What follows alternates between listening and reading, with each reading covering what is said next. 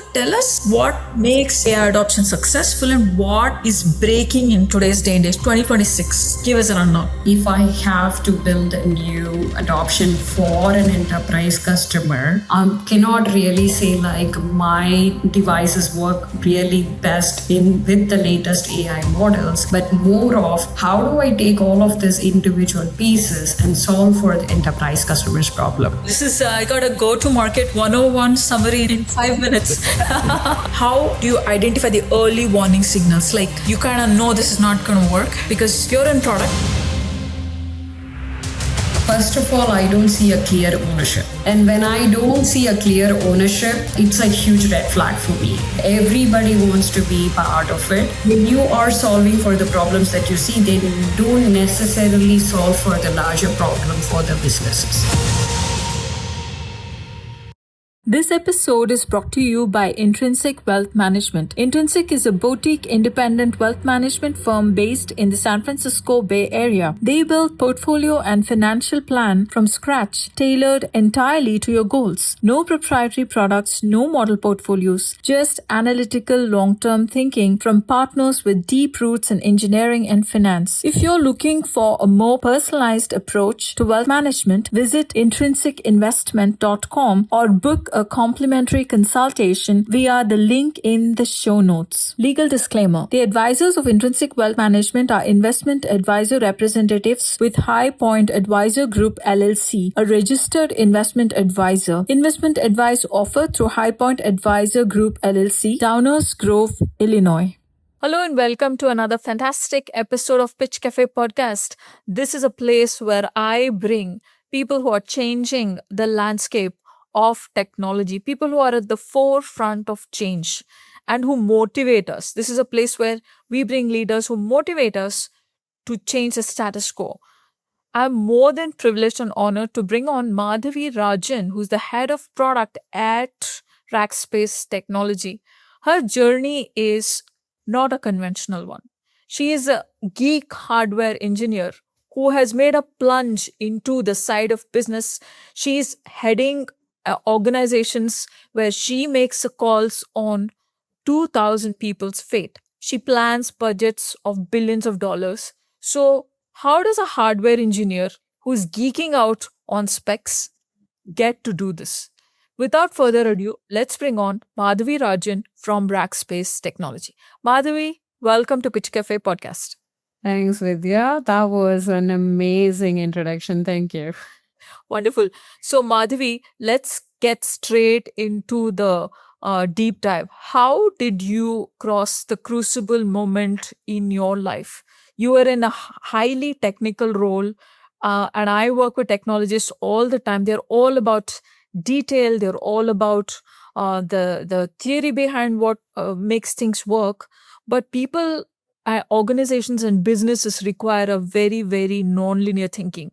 How did you make that plunge? And why was it a crucible point in your life? Why do you say it's a crucible point, a pivot in your life? Yeah, I mean, it did change, the trajectory of my career and also like how my thought process is and all that, right? Like for me, it happened when I was leading a product as an R&D lead, right? I'd spent almost more than a year building on something, long hours, we had a pretty like a high performing team put together because that was the first ever data center product that was going to come out of Juniper Networks. And we were like every single thing was pointed towards success, right? Like working hard, like hard deadlines, high visibility, getting the product out. And all of a sudden one night at around 7:30, I still remember the time frame, right? We were doing a debug in the lab and the hardware VP came and said like, stop working. We thought like he wanted us to take a break, but he was like, no, we are canceling the project. So it took a few minutes for us to like digest it. I'm like, oh no, you're kidding. It just doesn't make sense. Like we have to report things tomorrow for the next release and stuff. So please don't disturb us, go away, right? And we continued working and it's like, no, stop working. It felt like a failure at that moment. But stepping back, I did, feel uncomfortable. But then I realized like, this was not an execution problem. This was really not an engineering problem. As an engineer, you're trained to focus on on solving the problem that is in front of you, but then taking a step back and the question I was supposed to ask was like, am I even solving the right problem? Are we as a team solving the right problem? What does that even look like? Like it should be much beyond the technical side of things. It should be the business problem that you're solving for what the market needs and what the customer needs at that point. So that was, I would say, if you ask me what was the crucible point in my life, that will be it. And then it completely changed the way I see things from then on, and led to hunt towards what should be my career. And from there, 6+ years later, I switched completely into product management and things changed.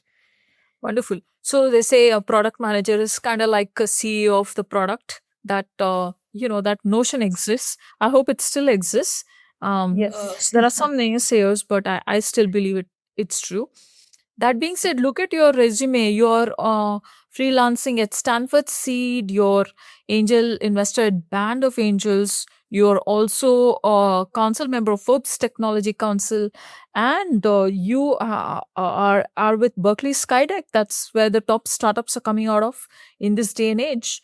So, how do you make that move? You're a member of firstboard.io, and your role at Intel was about assessing as an entrepreneur in residence, what kind of startups Intel should be interested in, or where the Intel venture should be focused on. It's kind of the go-to-market strategy and things like that. So, what was it like to make that move at Intel? Like you are getting now into the business side of things, and how did that go? Yeah, you're right. Like, the product management and product managers should be considered as the mini CEO, especially to this day and age where everything is becoming AI. That's where the differentiation comes from, right? Like a product manager does not just define the roadmap of like, okay, what's my next set of SKUs, how my product is going to grow in the next 5 years. And, and coming from the infra side, people are always looking at what is my next performance speed, what is, like my next generation of products and stuff. But a product manager actually owns the business outcomes. Yeah. Like they need to understand or work at the intersection of technology, the customer space, the market, and need to understand how the go-to-market or the adoption of the product happens, right? Like oftentimes when people say go-to-market, they immediately think of like sales, marketing, technical marketing and stuff, and those I would say are the executors of the strategy that is being built by the product managers. Yeah. I guess in my career, the real change happened into product management when I was working for a startup. And when you work for a startup, you don't look at like, okay, what's my job? What was I hired for? What was the job description? I'm going to just go stick to it. But it does not work that way. You wear like different hat every day. And the way you see it is like what I need to do in order for my business to run. Yeah. Right. So when I had made the pivot into product management at a startup, and so I got to see like the big picture view, right? So I take that up, and that was, I continued that as my path into the business roles, and I would say like that's where I differed in how I picked up the roles in Intel as well, right? So when you ask me the question on how do you find the right startups to pick and integrate into the business? That is where I'm not looking at what is the gap in my technology. Let me go build that or find that startup that, would accelerate the technology that I'm currently working on. But I would also look into like what technology or what product or business that I would bring and latch it onto my big business, which will accelerate my revenue stream into the business. Right. So it's a completely different way of thinking. So then you go from not just a product manager who is just working on optimizing the next best feature of the product to more of like, how do I grow my business? How do I increase the reach of my business? It's revenue. It's like being relevant to the market in terms of the technology and a lot of other factors as well. Yeah, wonderful. So let's say I'm a hardware engineer who is very much in demand, and I decide one day that, hey, I want to become a product manager, what are the things I need to do to showcase myself for the next role? Or what are the things I can do while I'm still a hardware engineer to get into the shoes of a product manager? Like, what are the extra things I can do alongside my daily job? Yeah, it's interesting you ask me that question. I get that a lot, from folks. That somehow seems to be the thing that people catch on when they look at my profile. Like, how did you make that change? It's not an easy one. It took me more than like 6+ years to make that transition, right? It is tough to do that in Bay Area specifically, right? Because people begin to see you as an expert, and more you are in your domain, hardware or software or systems, whichever it is, right? You have to not look at like, hey, I'm going to work on the next best technology, and then that's the way an engineer looks at, right? Like I'm going to go get the next best certification out there, like, or work on the next best product out there. And now in the AI world, it's like I'm going to work on the next best AI model, or all of that. But you have to begin pivoting your thought process into like, how do I build what that is needed for the current market in order to create a business around it, right? You have to think much big, broader terms, in terms of like much width and not just the depth, right? Like you, as an engineer in whichever field you are in, you understand the technology, you understand the depth of the technology, but you have to be able to take a step back and look at things in a much broader perspective, right? Like, where does the industry segment go? Where does the market go? How do I take my skill set and go in there? And the other key thing I would say, the soft skills are extremely underestimated.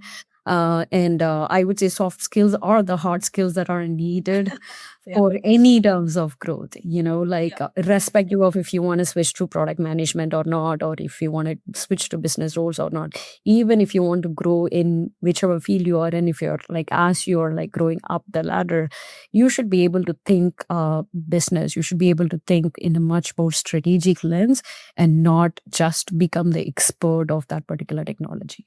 What are the pillars of strategic thinking for an AI product?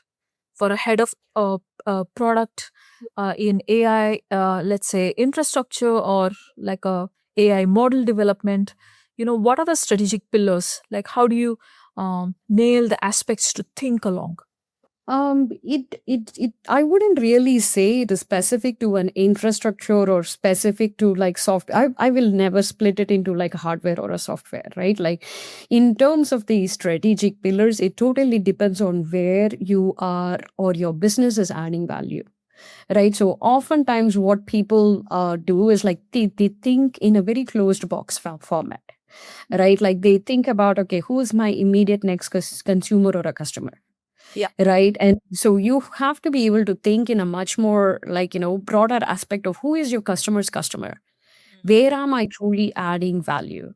Yeah. Right. And then you shouldn't be married to a particular technology. You should be more of like, okay, not act as a perfectionist, not act as like I check mark, or like, I enable like 10 different features or 10 different things, and I meet all the goals that I define for a product release, and then I'm good to go.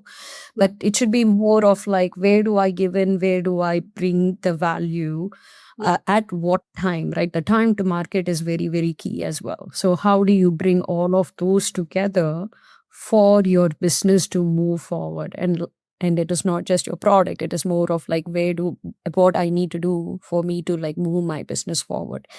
And bringing it all back to the AI era, the AI era is right now moving like so fast. It's not just like an infra, it's not like a software stack, it's not just like an ISV partnership or something. It is like a combination of all of that together to accelerate the go to market, right? So as a business owner, I would look at all of these different aspects to bring my product and my business to market at the right time and accelerate the industry adoption. Wonderful. Such a great answer.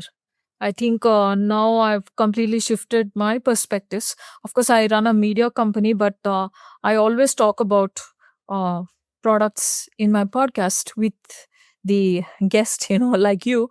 So now I think my entire perspective has shifted. Now let's get into that perspective, which you have shifted. Let's talk about the integration of AI into an enterprise, bringing AI into the enterprise. Let's hone in on this concept.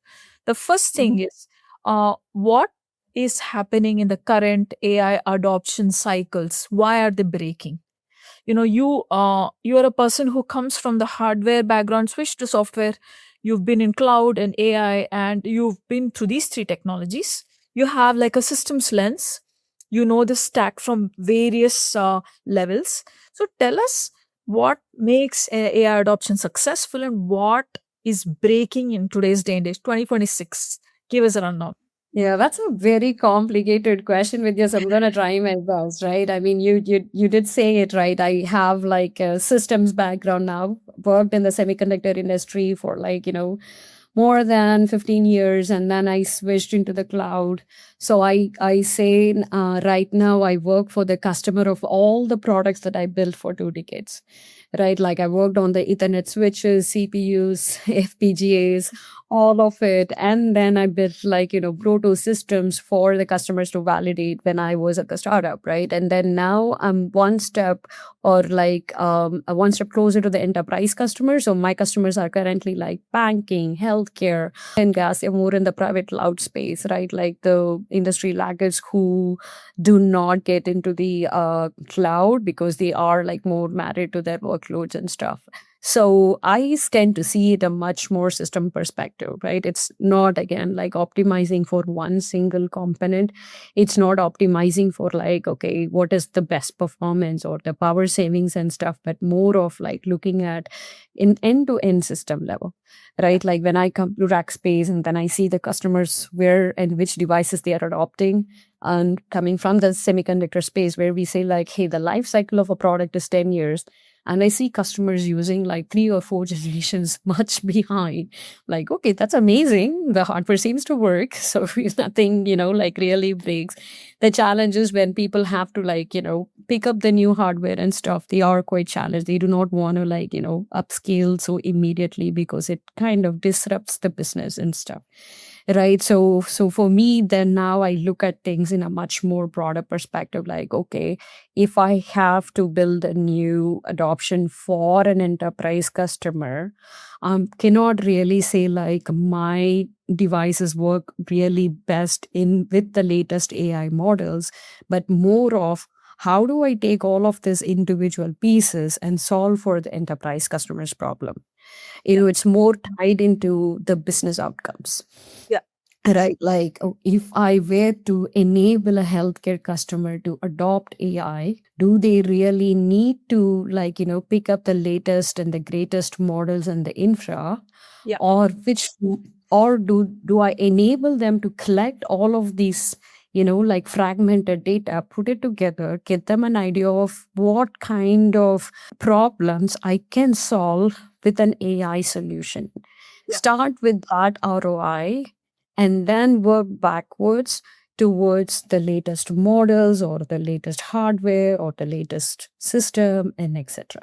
I So love that. work Yeah. backwards. Yeah, wonderful. So let's hone in on that working backwards thing. So look, you are talking to the customer, of course, but before you, somebody else has made the ice break. So it's a sales people, and then, there is a marketing arm which is hard at work at this. How do you communicate this to them, or how do they communicate requirements with you effectively? What is the chemistry you have with the sales and marketing? It is different between an enterprise customer compared to all the other places that I have worked for, because it's like much more straightforward. Like you have the roadmap, you just go to talk to the customer and then you're like talking about the roadmap, right? Like the person you're talking to, the profile is very different from an enterprise customer to all the OEMs and ODMs in between who are your customers for a semiconductor company, right? So when you're talking to an enterprise customer, you really need to understand what are the problems that they're solving. And with the day and age right now with the AI, you're not talking just to the CIOs anymore, because in some companies or some industries, the CIOs are making the decision on the infrastructure. But now with AI, you have to talk in terms of business outcomes, which means I have to talk to people who are driving the business of these customers. Say, for example, when I'm talking to a banking sector, right? Depends on who is the decision maker in that particular, like if it's a Fortune 100 or is it like a mid-market banking. It might not be the CIO anymore. It would be more of like the CPOs or the CSOs who are strategizing how their solutions for their customers would change. Say, in terms of banking, they have multiple branch offices, and each branch office is providing or putting together a different solution for their customer. Right? Say, as Vidya, you are a business owner, you have like your own, like personal banking, but you also have like business based banking. As a person who is working in a bank, I need to understand your profile. So when I'm having the discussions with you, I am talking to you about the programs that I'm running for a small business owner, because your profile is two different ones as a personal banking and also all of this, right? So when I am having that conversation, I should be able to have done the homework to understand the different profiles that you are coming with, right? So as an infra provider, now I cannot be talking just to the CIO to push in just the latest and the greatest hardware or like the OS stack and stuff, but more of like, okay, what are the type of AI solutions that you want to build for someone like Vidya, who's who's using your services for personal banking and also small business. And now the scale would differ based on the bigger banking and stuff, right? So then you're talking at a much at a solution level, and not just like, so when you tie all of that back to your sales and marketing, you need to be able to have those type of discussions with them, so they could have the right discussions with the bank or find the right set of profiles that they can bring in to have those conversations, right? Like you have to influence the end product owner in your customer side before you open up and say like, hey, I have all of these different stacks that I can provide in terms of the solutions, in terms of the infrastructure, in terms of storage, in terms of compute, in terms of networking and all of that.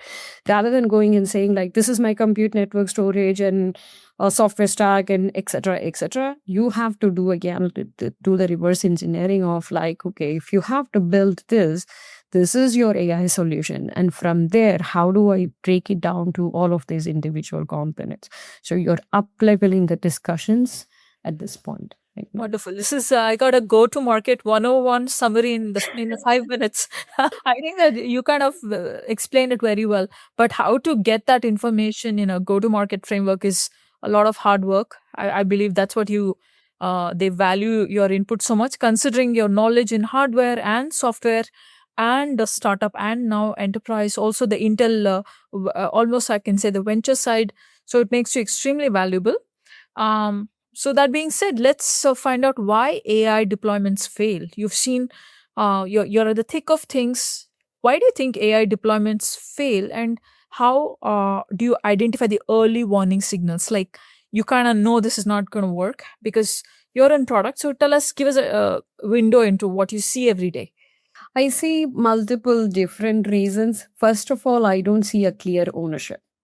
And when I don't see a clear ownership, it's a huge red flag for me, right? Like there is a lot of buzz around AI, right? Everybody wants to be part of it. I see folks running their own individual pilots and not necessarily tying into like what is the large business or how it is going to change things. Yes, I do see that in quite a few places, right? Like it's like I'm adopting the latest AI model, or I'm building like the latest chatbot that is needed. It's more, I would say, localized solution of you solve for the problems that you see. Yeah. Right. So when you are solving for the problems that you see, they don't necessarily solve for the larger problem for the businesses. Yeah.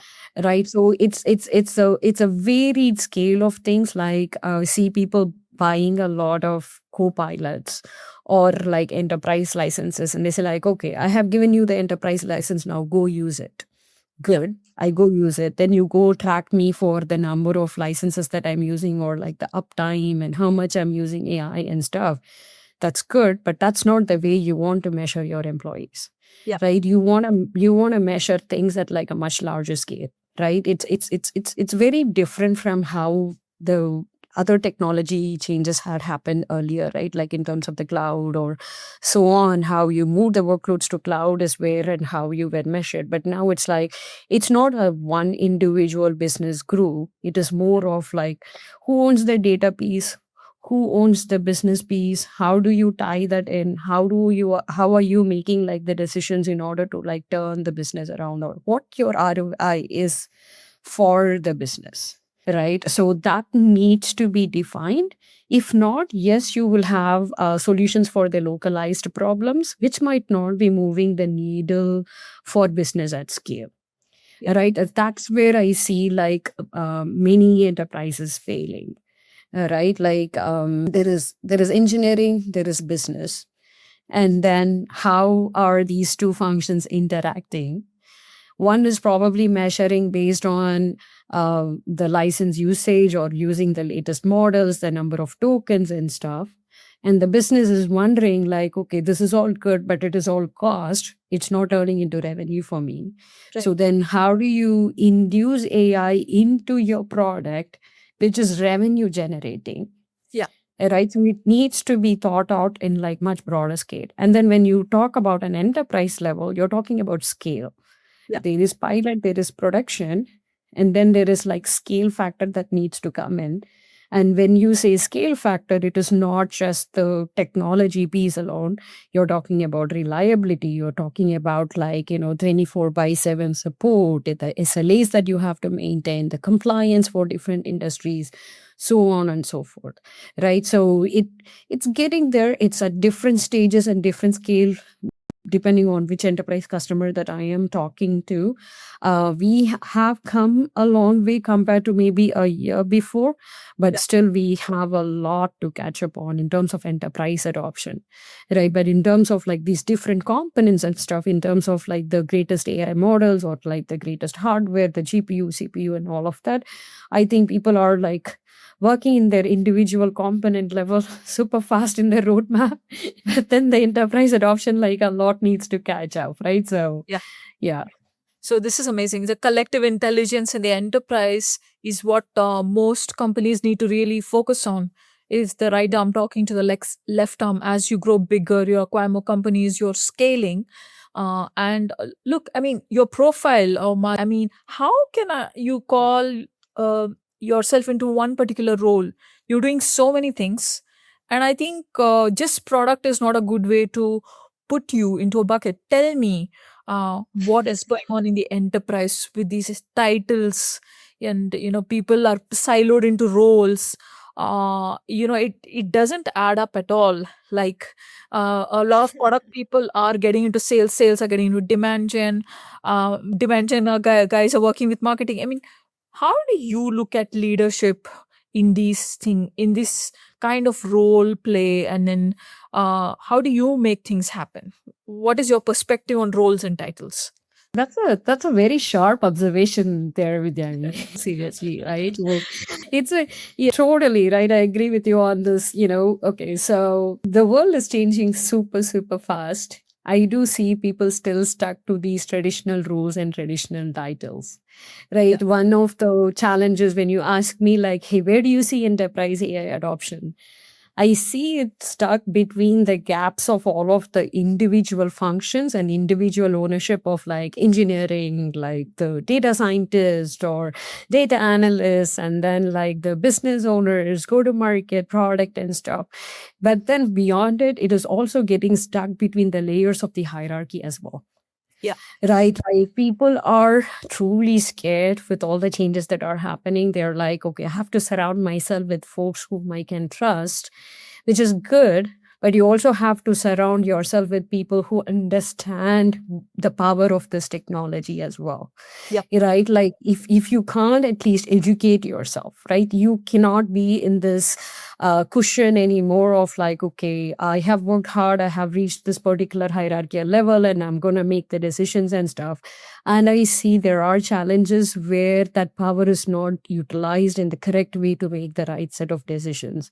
Some of the enterprise adoption is slowing down for that reason as well, wherein like, hey, it's not the same traditional hierarchical way of business work anymore. It needs to be, like the biggest reason the hierarchical happened was like, one, who owns the decision making, so they can have like a control of the decision making, they can have the control over like the budget allocation and stuff. Like, so it's not just titles. There is a lot of responsibilities that come with the title as well, but those responsibilities are kind of overlapping across the vertical layers, also across the horizontal layers. Yeah. Right? Like with the whole AI, some enterprises are like, okay, I'm going to create a CAIO role. Good. But how are you going to make that happen? Like, what is this person bringing in? Yes, they might be bringing in the latest and the greatest knowledge on the models and the industry changes, etc., in terms of the AI specifically. But when it comes to the budgeting and implementation of AI, who is owning it? Is it the CIO?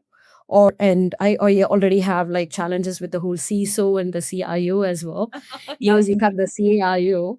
And so these are all good in terms of bringing in the expertise in that particular field, but when it comes to the business outcomes, they need to all overlap together and implement. Otherwise it's all going to fall between the cracks of like horizontal gaps and also the vertical gaps. So are we there yet? I would say some enterprises are doing a really good job, but it needs to change a lot more. There needs to be a change in the attitude of the leadership as well. The traditional leadership mindset is not gonna work. Yeah. And how do you think you manage the trade-off between the speed, cost, and long-term decisions in this case? Like you're bringing a whole organization along. So how do you make that trade-off? When is speed important, or when is cost important, or when is doing the right thing? Like, Lip-Bu-Tan and Intel, some of the quarterly numbers didn't look good, but he said in long term, we're going to win. We're going to crush it in the long term. So how does somebody like you or him make that call? What are you guys thinking? I wish I can read Libu's mind, right? But like the way I would take my decisions, right?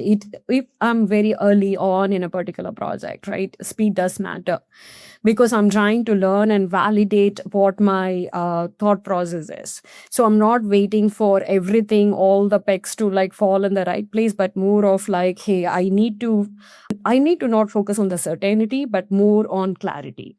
So the way I would build a clarity is by taking that first step. And then I have like an immediate quick feedback loop of like, okay, this is what I wanted to understand and validate on, like really small goals, not like for the entire project, right? Like really small goals.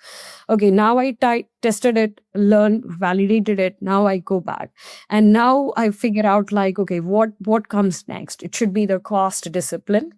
Yeah. Because if I'm going to like do things at scale for a business at large, I need to understand the cost piece, because you were asking me about the cost piece as well. I'm like, then comes the cost piece, and then the discipline to go make it happen at a much large scale. So then I need to like block all of the inefficiencies and the leakages that could happen. And now I have a system. And now then I go upon like scaling it at an enterprise level. Right. So then you're measuring yourself on like the quick wins. I guess in terms of Libu, like, I mean, I worked in the strategy office of Intel. So a lot of things, like I have seen that business it's super complex, right? Like people looking at it from the outside, like, oh, they missed out on like the on the cloud. They missed out on, getting the new process technology come up to speed. So and on all that of note, that. what is it that one trend in AI and infrastructure that CTOs might be missing? You're sensing it. What is that one thing right now in 2026? CTOs could be missing in 2026. Based on your work, Okay. Are you talking in terms of like the CTOs of the semiconductor company or CTOs in general, or how are you asking? we're looking at patterns in AI and cloud. Okay. Okay.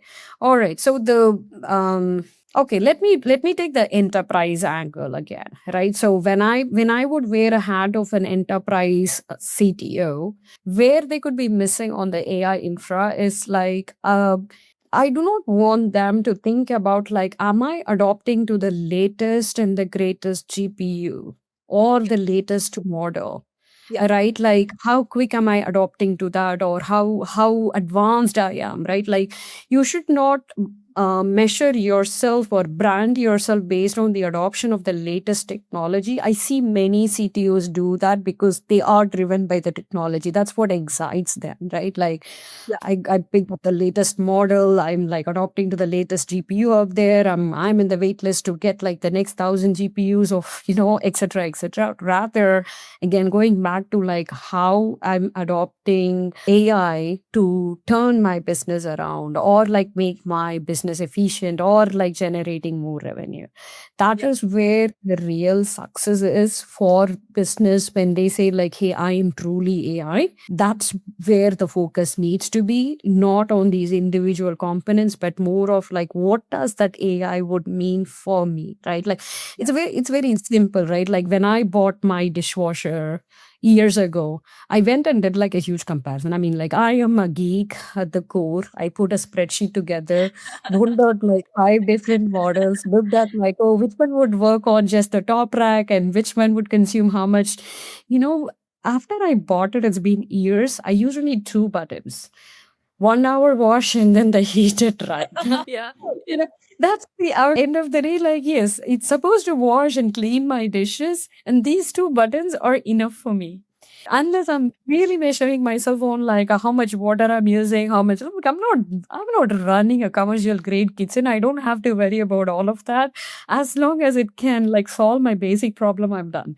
Right. So that's where I would say, like, I mean, I'm kind of minimizing this whole thing, but then kind of get it, right? Like when I'm like the CTO of a bank or a CTO of an healthcare, and I'm saying like, okay, I have to go and pull that latest AI stuff, and then I have to like go show up here as like I understand the technology. I'm like, no, don't measure yourself that way, but measure yourself of like, okay, how much AI I'm using to make my systems efficient, Yeah. and then turn it into revenue and stuff, right? Like for me, true AI adoption is when I don't have to stand in long lines when my kid is sick in a healthcare or like go to a hospital, right? Like I Yeah. actually had an incident recently when a dog bit my daughter like at 6:45 in the evening, right? I had to like immediately rush. I'm like, okay, 10 minutes, I'm going to be able to like, reach the hospital, but the urgent care closed. Then I have to take her to the ER.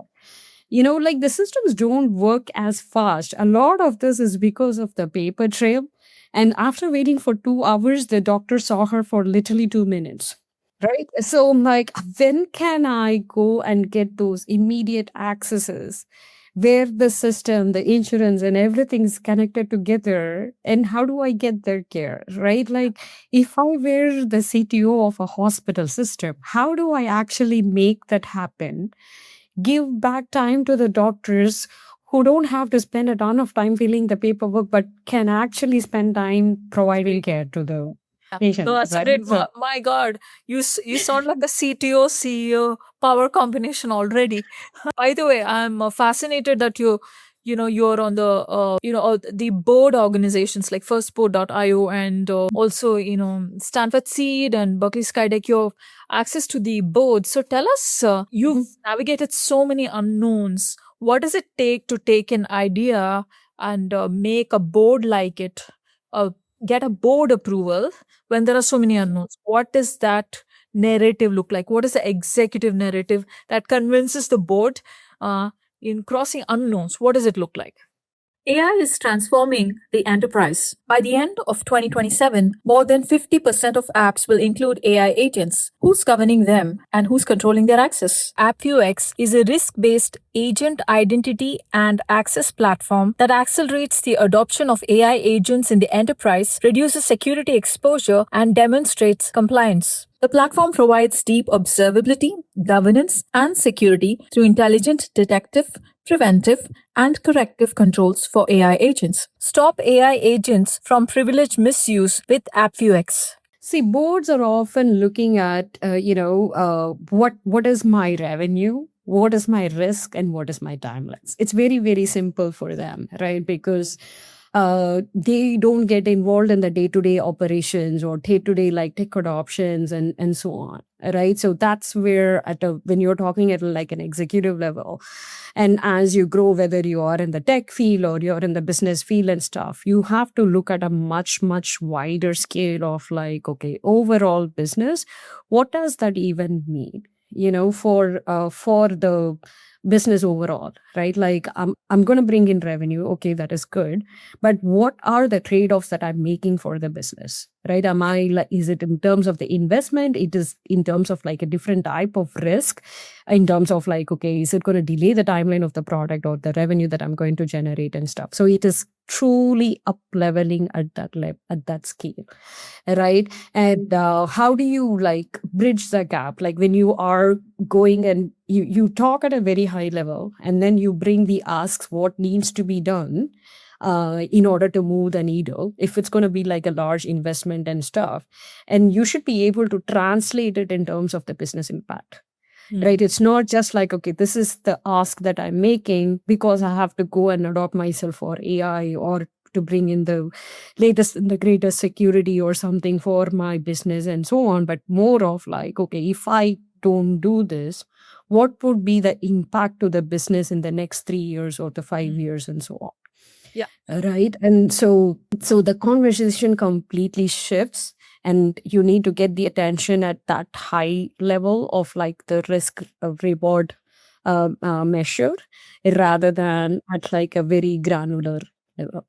Amazing. That's a great masterclass. I think you should be teaching this to other professionals. I understood that you managed $2 billion accounts, business accounts in your past experience. Did you use this strategy there also, this kind of thinking? Does it work inside the company where you present to senior executives? Yeah, I mean, it's interesting you asked me that question. I do remember one of the incidents, right? Like, so when we had to change or bring in $1 billion narrative, right? Especially at the Intel, we used to make fun of like, unless and until you have $1 billion idea, you're not going to get the right, the leadership to pay attention to things, because we have like tons of $1 million ideas, right?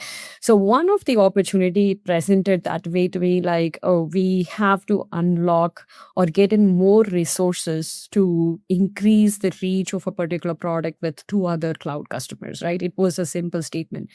So I'm like, okay, so this is good, but it was getting stuck in between multiple business units, right? Like, so do the resources come in from the cloud, or should it come in from like the network side, or where do they come in? Or should it come in from like the product business or something, because it's end of the day, the product is being built by a completely different business. So I took a step back, I looked at it and I'm like, okay, this is not a tactical ask. It needs to be a strategic ask. It's good that this particular product is going to solve a problem for a customer. But then when I dug more and more into it, I realized like, no, it's a sample set of solutions that can be provided to much larger customer set. Now we go pull out the metric and add the value and get like the proof points on whether it can truly solve the problem. It did convert into a $2 billion opportunity. I'm like, okay, now we have something to go and like talk about, right? It's not a tactical 2 resource ask. Most of the times when people come and present the problems to me and I'm like, are you even solving for the right problem? Are you even asking the right question? So when you mentioned that, like, hey, you have the enterprise background, you're working with the startups, you're working on like the board deck and this and that, and I'm like, yeah, but there is a connecting tissue across all of this, because at end of the day, I'm looking at everything in a business scale and a business level. I'm working with a startup or working for an enterprise, I'm looking at things at a much larger scale, right? So when I wear that hat, I was like, okay, course, this is not a technical problem anymore. It is a strategic ask. So if I have to take and unlock this $1 billion opportunity, then how do I organize my, like team to make this happen? Right? It's not two resources anymore. It is a lot more than that. You need to build software drivers. You need to scale to multiple customers within that particular vertical segment, and then it goes beyond one per specific industry. It's not just a cloud problem, it's a telco problem, and now you go look at the volumetrics and all of that. So that's how we scale the conversations. Yeah. Oh, this is great. Amazing. That's MBA 101. Yeah, no, great. As you were talking about it, I mean, you could very well be a startup founder if you master this technique of showing Yeah. the massive transformative purpose, or they call it the bigger market, the TAM. Then you can raise funding, whether it's inside an organization or your own startup outside the organization. So, on that amazing note, quick rapid fire. I want to respect your time. We are end of the hour. Just a little bit of fun to get to know you. What's the best decision you made that did not make sense when you made it? Stepping into ambiguity. I do that a lot. So either in terms of like the situations or the roles, I always step into the ambiguity. It never made sense, and then the dots connected, right? And yeah. Wonderful. And what's the single hardest part of managing a P&L at scale that nobody tells you? Like you're in it and then you're like, oh my God, this is what I've signed up for. Yeah. So it's the trade-offs that you have to make. Like it can appear to be wrong at short term, but then long term it would make sense. But you have to be able to make that decision to let go, and like, yes, it could look like a loss, but then no, it's not. It would, you have to make the decisions based on the long term. Wonderful. I'd love to get a masterclass from you, the trade-offs. You talked about so many in this podcast, but I think it's super important if you want to get bang for the buck, get value for the dollar. That being said, what are the winning teams in AI doing differently from the teams that lose in AI? Thinking at a system level, it's not at a component level, right? Like, so you have to own the outcomes and it's not about like adopting to like just one best component or one best piece of the whole AI puzzle. Yeah. So if you had a genie that would help you understand a misunderstood part of AI, what would you tell the genie? Like, what is the genie fixing? What can the genie fix? Like a genie who comes and fixes all your misunderstandings. What is a misunderstanding you'd want to talk about? A few different things. One, building the latest model is not equivalent to delivering the value. Yeah. Right. And yeah. Yes. So that's what I would tell the genie. And I would also say to a lot of my enterprise customers that, hey, AI is not expensive at all. So don't get scared of it. It's not Can I expensive. take you up on that? Can I take you up on Yeah, that? it is not. There are ways to like, you need to like, again, see things in terms of business outcomes. A lot of AI can be done using CPUs as well. It is not all GPUs. It could be CPUs. It is not all like the latest Llama models or something. You're It could so be hired. Yeah. You're so hired in the next CXO role. You're so hired on the next board. When you can say so confidently that AI need not be expensive, you're saving a lot of boats here. So thanks, Madhavi. Such a grounded conversation we had about the tech, the future of AI, and how enterprises can get the best value out of implementing AI technology from the business outcome perspective as well as technology perspective. Anything else you wish to share as we part with the audience? Any last thoughts about career growth, about handling this pressure which we're going through, technology pressures? It's going to balance out. It is just a temporary blip that we are seeing in the market. I do see a lot of very pings people, send my way. So that I would say, like, we are in a way, we are in a bubble right now, but it does have to set off, like, Yeah. and yeah, it's going to be an amazing future for us with AI. Wonderful. Stepping stones among stumbling boulders. That's what you are. So thank you so much for your time and would love to have you back again. Thank you. Thanks, Vidya. Yeah, wonderful.